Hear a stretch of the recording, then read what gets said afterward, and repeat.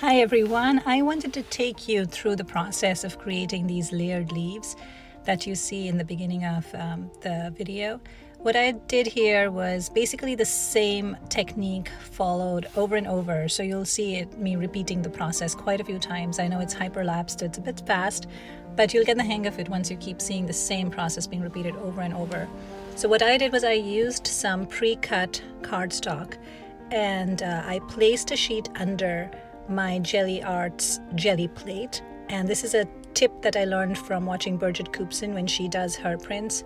On this paper it leaves a very neat margin on the sides, and her trick is to put the same cardstock size at the bottom and then line up the top sheet, the one that you're getting your print on, align that with the sheet at the bottom, so you'll always get the same border, and then you can overlap your images very efficiently and neatly. So what you see me doing with each cardstock sheet is I'm making a base print. So I am layering on one color, I'm putting some leaves on top, pulling a print off, keeping it to the side, pulling another print off. It gives it kind of a smudgy look, but it has texture, it has the leaf pattern. And then I do my final leaf pattern on top of it with a very different color, either very dark or very light. So what ends up happening is that there are many layers that when you see these cards closely, you'll actually be able to see all the inner layers, and that is because of the repeated texturing that I'm doing. So it's every single print is actually multiple prints with one print being very well defined, and that's usually the top layer. Here you saw me do a bit of Liquitex acrylic ink, and that gave a completely different look to it. I did have to wipe my jelly plate clean with a baby wipe after I did that, because I didn't want it being stained and lifting that off onto the other prints. But I think that gave a very cool effect also. So just try out, you can try alcohol ink markers besides the acrylic paint, you can try out the acrylic inks, you can try out alcohol inks, you could even do some of the Jacquard Pinata range of metallics or metallic gouache paint or anything that you think would give it some texture and depth. And I'm finding that layering the base layer, making the base layer a lighter color, and then doing a very bright, vivid color on the top makes for some very interesting, very noteworthy, attention-catching kind of prints.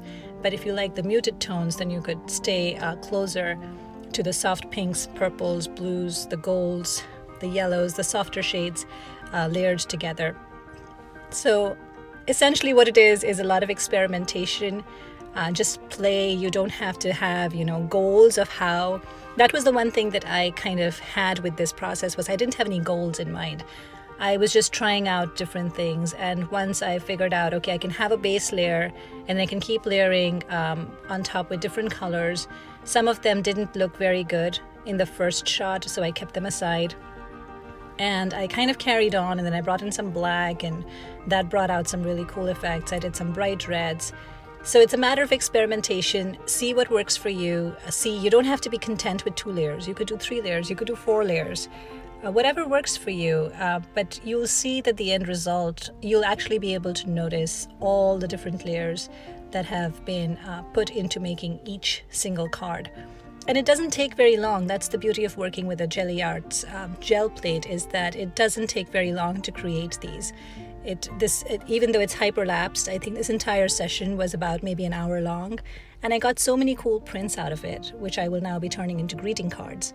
So in just an hour, you can have such a great variety of different kinds of prints in different colors with different leaves and different textures. It's really a lot of fun to play.